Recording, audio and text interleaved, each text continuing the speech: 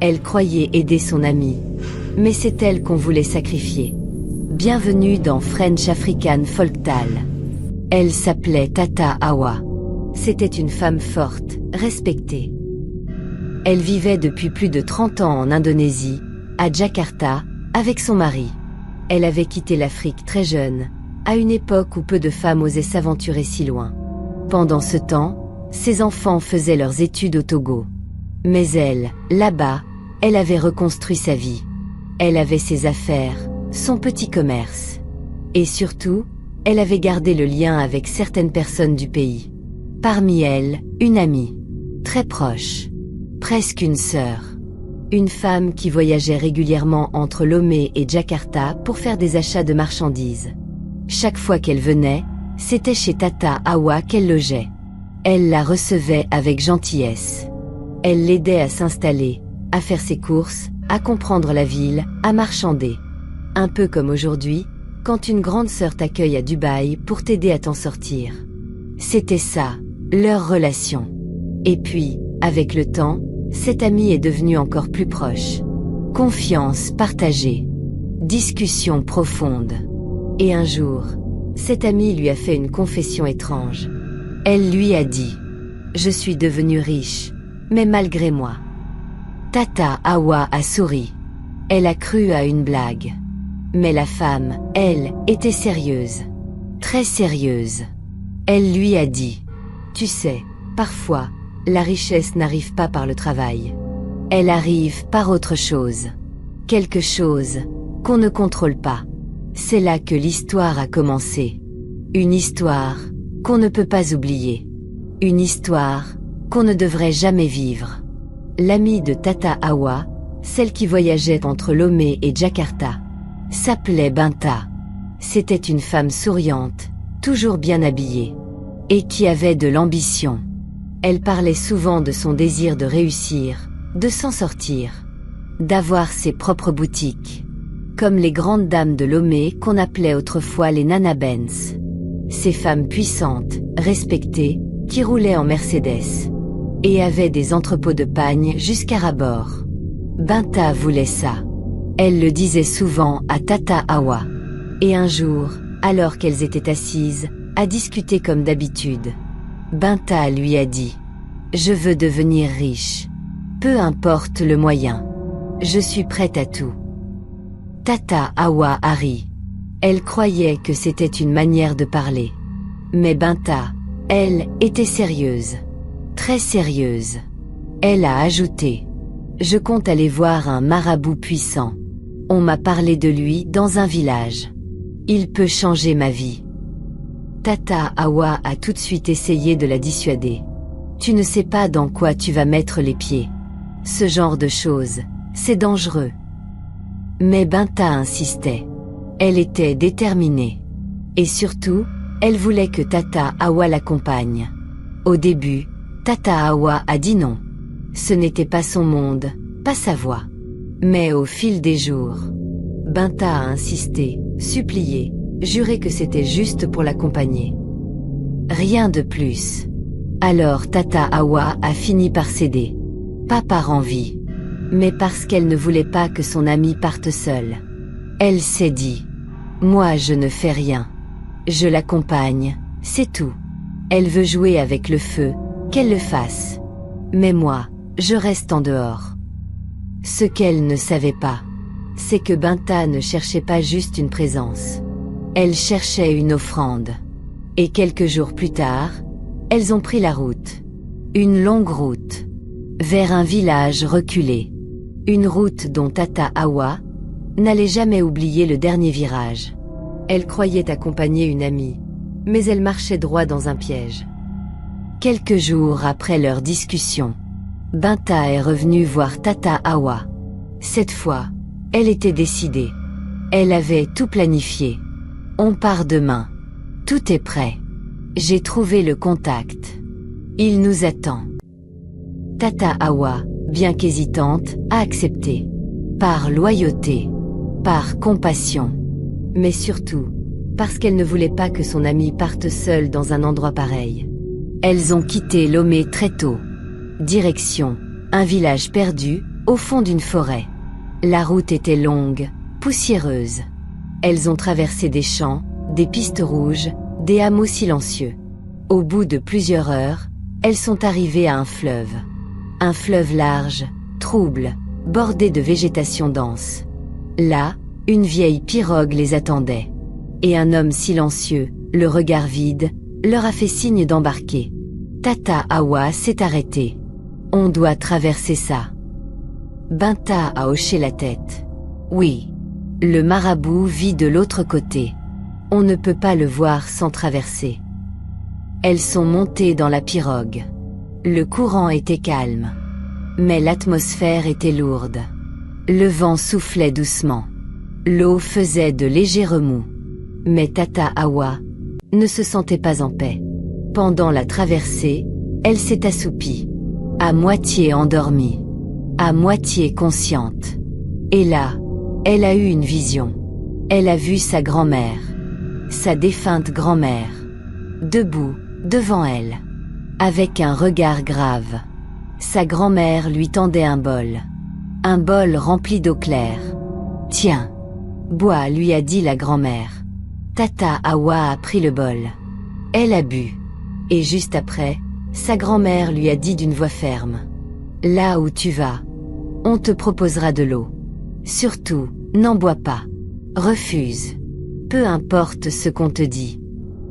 Puis, la vision a disparu. Et Tata Awa s'est réveillée. Ils arrivaient sur la rive. Son cœur battait. Quelque chose n'allait pas. Mais elle n'a rien dit à Binta. Elle est juste descendue. Et elle a continué à marcher. Elles ont mis pied à terre. De l'autre côté du fleuve, le sol était boueux. L'air, lourd. Les oiseaux s'étaient tus. Pas un bruit, sauf leurs pas qui écrasaient les feuilles mortes. Tata Awa avançait derrière Binta. Son cœur battait vite. Elle pensait encore à sa vision. À la voix de sa grand-mère. À cette phrase qui résonnait dans sa tête comme une alarme. N'accepte pas l'eau. Elles ont marché encore. Longtemps. À travers des sentiers étroits. Des arbres géants, des racines entremêlées. Une forêt trop silencieuse pour être normale. Puis, au bout de près d'une heure, elles sont arrivées. Une case ronde, faite de terre rouge, entourée de gris-gris, de calebasses, de têtes d'animaux séchés. Un homme les attendait, debout, torse nu, les yeux sombres. Le féticheur. Il ne leur a pas dit bonjour. Il a simplement regardé Binta et dit « Toi, entre. Toi seul. » Tata Awa est restée assise dehors, sur une pierre plate. Elle observait. Elle ressentait une oppression. Comme si quelque chose de mauvais planait autour d'elle. Mais elle n'avait pas encore compris que tout était déjà orchestré. Binta est sortie au bout de quelques minutes. Le regard vide. Mais le visage souriant. Et elle s'est assise à côté de Tata Awa. Puis, sans un mot, une femme est venue leur apporter un bol d'eau. Pas un verre. Un bol en terre cuite. Elle l'a tendu à Tata Awa en premier. Le piège était tendu. Le moment était arrivé. Et là, tout le monde la regardait. Le féticheur. Binta. Même les feuilles semblaient s'être arrêtées. Elle allait devoir faire un choix qui allait décider de sa vie, ou de sa mort. C'est comme ça qu'ils font, ils sourient, et te tendent la mort dans un bol. Le bol d'eau était là, tendu à Tata Awa, posé dans les mains d'une jeune fille silencieuse. Tata Awa a regardé le bol. Puis elle a regardé Binta. Son ami souriait. Un sourire, étrange. Trop gentil. Trop insistant. Le féticheur, lui, ne disait rien. Il la fixait. Et la jeune fille qui portait le bol, elle aussi, la fixait. Elle a insisté. Bois un peu. Tu viens de loin. Il fait chaud ici. Il ne faut pas refuser l'eau. Tata Awa a secoué la tête doucement. Merci, mais je n'ai pas soif. Silence. Tout s'est figé. Binta s'est tournée vers elle, faussement choquée. Toi aussi. Tu veux refuser de l'eau? On est chez des gens ici. C'est un manque de respect. Tata Awa a répondu calmement. Je n'ai pas soif. Mais elle sentait la pression monter. Autour d'elle, les regards devenaient plus lourds. Le silence, plus menaçant. Et le bol, plus insistant. Binta s'est énervée. Tu veux me faire honte? On a marché, traversé une rivière, et tu refuses de boire un peu d'eau. Elle a insisté. Presque crié. Presque supplié. Mais Tata Awa se souvenait du visage de sa grand-mère dans la pirogue. De cette voix douce et ferme. N'accepte pas l'eau. Alors elle a tenu bon. Et elle a retourné la pression. Toi, bois d'abord. Binta a tressailli. Elle a baissé les yeux. Elle a dit. Moi? Mais ce n'est pas moi qu'on sert. C'est toi l'invité. Mais Tata Awa n'a pas lâché. Elle a reposé le bol sur la table. Et a dit calmement. Tu m'as emmené ici. Tu bois d'abord. Tata Awa venait de poser ces mots. Clairs. Ferme. Sans trembler. Tu bois d'abord. Et là, tout a changé. Le visage de Binta s'est figé. Elle ne souriait plus. Ses yeux ont changé. Son regard est devenu vide. Elle a commencé à bégayer. Tu veux me manquer de respect. Tu me fais honte devant les gens. Tu sais même pas où tu es. Tata Awa la fixait. Elle ne répondait plus. Et puis d'un coup, Binta a explosé. Elle s'est levée. Elle a crié. Elle a gesticulé devant le féticheur et les assistants. Je t'amène ici, tu me salis. Tu veux me faire passer pour une folle. Mais plus elle criait, plus Tata Awa comprenait. Elle ne criait pas à cause d'un bol d'eau. Elle criait parce que son plan venait de tomber à l'eau. Et c'est là que le féticheur est sorti. Il était resté dans sa case. Mais en entendant la dispute, il est sorti calmement, les bras croisés dans le dos. Il a regardé Binta. Puis il a regardé Tata Awa. Et d'une voix froide, il a dit. Toi, Binta, tu l'as ramené ici pour le travail. Tu lui as tendu le piège. Tu lui as présenté l'eau. Mais elle ne l'a pas bu. Elle est protégée. Elle a un esprit trop fort. Alors maintenant, c'est toi qui bois. Tata Awa est restée choquée. Elle a senti un frisson glacé parcourir son dos. Elle a compris. Tout. Binta ne l'avait pas amenée pour l'accompagner. Elle l'avait amenée pour la livrer. Comme une offrande. Et comme le piège n'avait pas marché, le sort se retournait contre elle. La voix du féticheur résonnait encore dans la case. Calme. Implacable. Sans émotion. Tu as promis du sang. Alors il y aura du sang. Tu lui as tendu l'eau. Elle a refusé. Elle n'était même pas au courant. Alors maintenant, c'est toi. Binta s'est mise à genoux. Elle pleurait. Elle suppliait. Elle tremblait. Pardon. Pardon, grand maître. Donnez-moi une autre solution. Je ne savais pas qu'elle allait refuser. Mais le féticheur la regardait comme une pierre. Froid. Déterminé. Ici, il n'y a pas d'alternative. Tu as fait une alliance. Tu as promis une offrande humaine. Tu as ramené ta propre amie. Et tu as échoué. Il a levé lentement la main. Un des hommes autour de la case a tendu une machette. Puis le féticheur a dit. Tu as deux choix. Soit tu bois toi-même le bol d'eau, et les fétiches prendront ton âme. Soit je te découpe ici même, et ton sang coulera pour honorer la promesse. Tata Awa était tétanisée. Elle ne comprenait pas comment tout avait basculé aussi vite. Quelques heures plus tôt, elles rigolaient encore ensemble. Et maintenant, elle découvrait que sa propre amie était prête à la livrer pour de l'argent.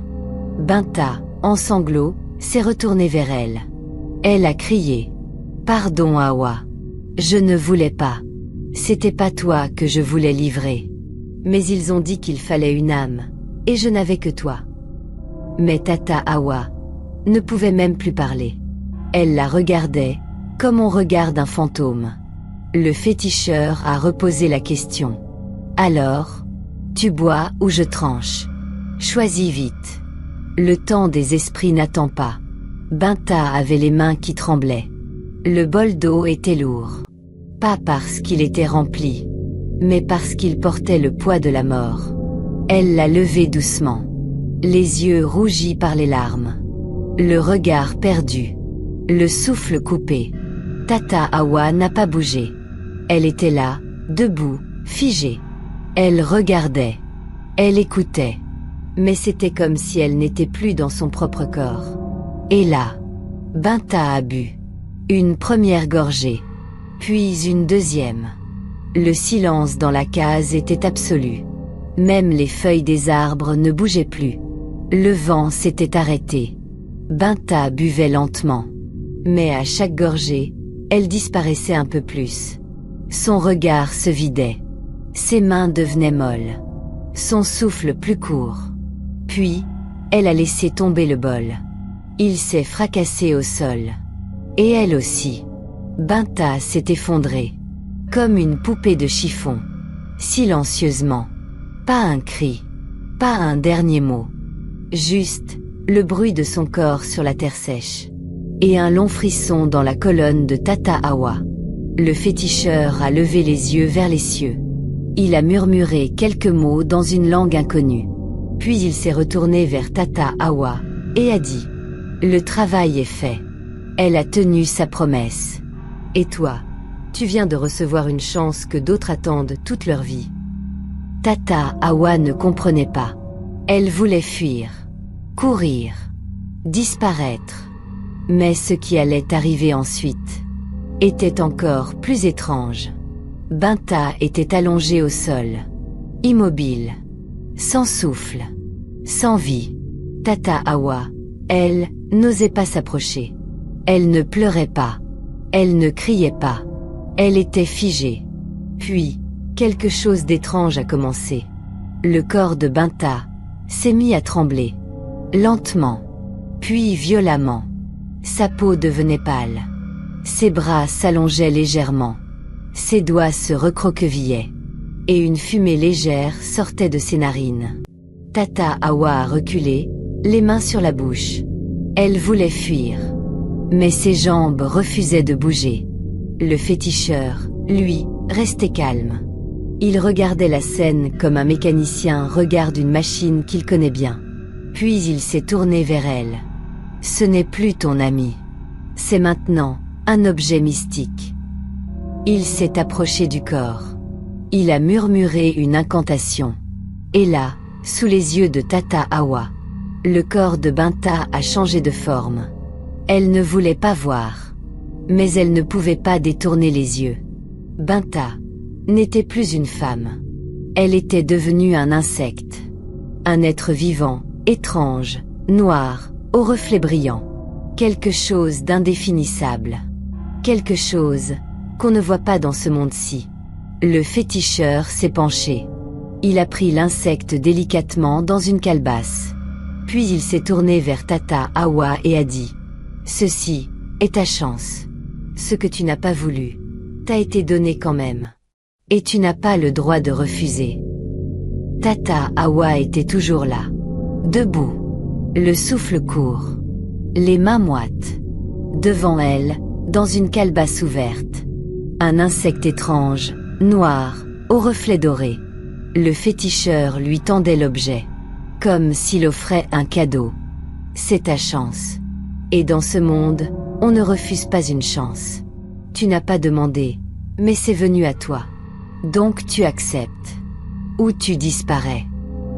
Tata Awa ne parlait plus. Elle avait l'impression d'être dans un cauchemar. Mais tout était réel. Elle n'avait pas bu l'eau. Elle n'avait rien signé.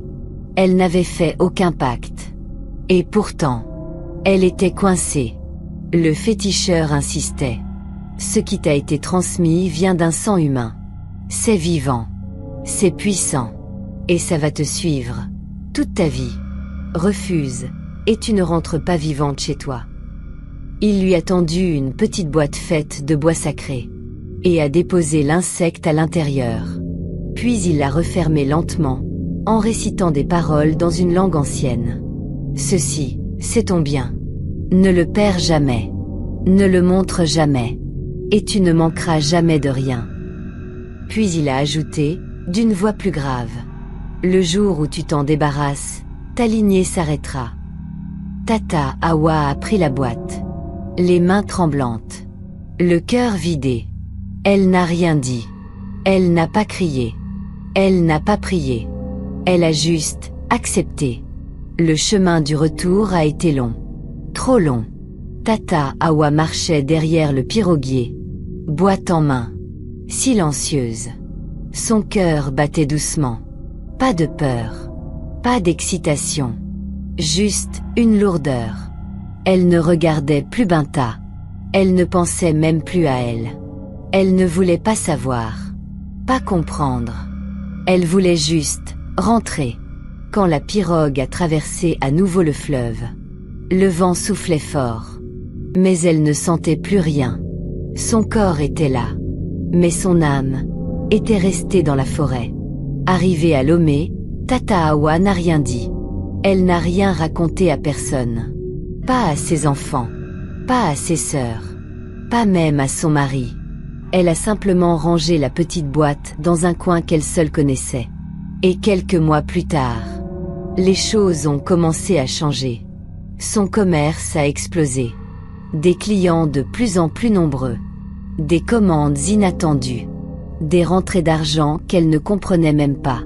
Et dans le même temps, son entourage changeait aussi. Des décès soudains. Des amitiés brisées.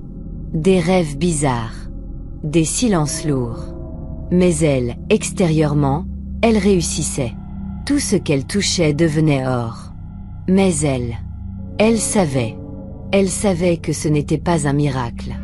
Ce n'était pas le fruit de son travail. C'était l'insecte dans la boîte. C'était le prix du sang de Binta. Tata Awa était devenue une référence à Lomé. Tout le monde voulait faire affaire avec elle. Tout le monde l'appelait la femme bénie. Ses boutiques se multipliaient. Ses conteneurs arrivaient en avance. Les clients la payaient sans discuter. Mais la nuit, elle ne dormait pas. Elle restait allongée, les yeux ouverts. La boîte, toujours cachée sous le lit. Mais elle la sentait. Elle est vivante. C'est ce qu'elle murmurait, chaque nuit. Parfois, elle entendait un grattement. Comme si quelque chose voulait sortir. Un petit bruit. Répétitif. Inexpliqué. Elle changeait la boîte de place. Mais le bruit la suivait. Puis un jour, elle a rêvé de Binta. Pas Binta comme elle la connaissait. Mais Binta. Sans yeux. Sans bouche. Juste une silhouette, noire. Qui la regardait. Et dans le rêve, la voix disait: tu vis grâce à moi. Tu dors sur mon corps. Tu manges avec mon sang. Alors ne m'oublie jamais. Tata Awa s'est réveillée en sursaut. Elle a hurlé. Ses enfants sont accourus. Mais elle n'a rien dit. Elle a juste dit: c'est rien. C'était juste un cauchemar. Mais au fond d'elle, elle savait. Ce n'était pas un cauchemar. C'était un rappel. Les années passaient. Et la réussite de Tata Awa ne faisait que grandir. Elle avait des voitures. Des maisons. Des voyages. Mais chez elle, tout se cassait. Son fils aîné est tombé malade. Une maladie qu'aucun médecin ne comprenait. Des douleurs dans les os. Des crises nocturnes. Sa deuxième fille est tombée enceinte. D'un homme qu'elle n'avait jamais vu 2 fois. Et puis elle a disparu pendant 2 mois. Quand elle est revenue, elle parlait à peine. Elle ne regardait plus personne dans les yeux. Son mari, lui, s'est éloigné. Peu à peu. Il dormait dans une autre chambre. Puis il ne rentrait plus. Puis un jour, il n'est jamais revenu. Mais Tata Awa ne parlait à personne. Même pas à elle-même. Elle continuait de travailler. Elle envoyait de l'argent à ses proches. Elle faisait des dons dans les mosquées, dans les églises. Elle voulait compenser. Mais le mal était déjà chez elle. Et parfois, quand elle restait seule le soir, quand tout le monde dormait, elle s'asseyait sur le bord du lit. Elle regardait cette boîte noire qu'elle n'ouvrait jamais. Et elle pleurait. Pas fort, pas bruyamment, mais des larmes silencieuses. Parce qu'elle savait. J'ai sauvé ma peau. Mais j'ai perdu mon monde. Cette nuit-là, Tata Awa n'a pas fermé l'œil. Elle sentait que quelque chose allait arriver. Il y avait un silence étrange dans la maison. Pas un seul bruit. Pas même les chiens du quartier. Elle a ouvert les yeux. Et elle a compris. Ce n'est plus le moment de fuir. Elle s'est levée lentement. Elle a allumé une petite lampe. Et elle s'est dirigée vers l'armoire noire, celle qu'elle n'ouvrait jamais. Tout au fond, cachée sous des tissus anciens, il y avait la boîte. La fameuse boîte. Celle que le féticheur lui avait remise. Celle qu'elle n'avait jamais ouverte. Ses mains tremblaient. Mais elle ne pouvait plus reculer. Elle a posé la boîte sur le lit. Et elle a ouvert. Il n'y avait rien dedans. Juste, une odeur étrange. Comme quelque chose de vieux, de mort, et de vivant à la fois. Elle a reculé. Puis, un courant d'air a soufflé dans la pièce. La lampe a vacillé. Et une ombre noire est apparue sur le mur. Une voix. La voix de Binta. Tu vis toujours, n'est-ce pas? Moi, je suis morte pour toi. Et tu n'as même jamais dit merci. Tata Awa est tombée à genoux. Elle a crié. Elle a supplié. Elle a pleuré. Mais l'ombre ne bougeait pas. Elle la regardait. Tu as gardé ma mort comme un secret. Tu as fait fortune avec mon sang. Et tu pensais que le monde des esprits allait t'oublier. Puis, le silence. L'ombre a disparu. Et la lampe s'est éteinte. Depuis cette nuit-là, Tata Awa n'a plus jamais été la même. Elle ne riait plus. Elle ne parlait plus. Elle ne mangeait presque plus. Le regard vide, toujours dans le vide. Elle marchait dans sa maison comme une ombre.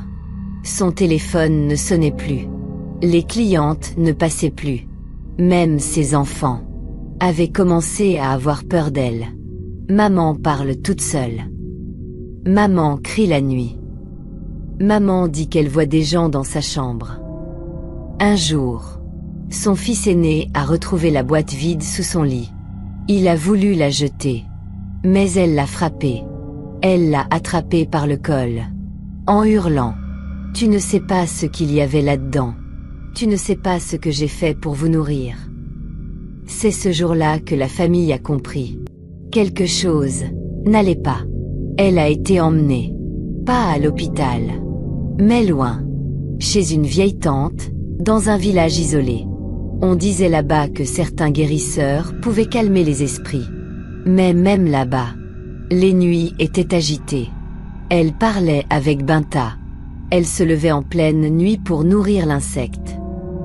Et elle répétait souvent cette phrase. Je n'ai jamais demandé cette richesse. C'est elle qui m'a trouvée. Et elle m'a prise avec elle. Et toi, si ton ami t'emmenait faire un voyage étrange, irais-tu? Quelle est la vraie richesse? Celle qu'on construit, ou celle qu'on t'offre, avec le sang d'un autre? Et toi, que ferais-tu si tu découvrais que ton succès repose sur un sacrifice involontaire? Dans la vie, tout ce qui brille n'est pas bénédiction. L'origine de certaines réussites cache des larmes, des morts, des pactes. Reste éveillé. Reste en prière. Reste vrai. Car ce que tu gagnes avec les ténèbres le réclameront un jour. Si tu as été touché par cette histoire, laisse un like pour soutenir notre travail.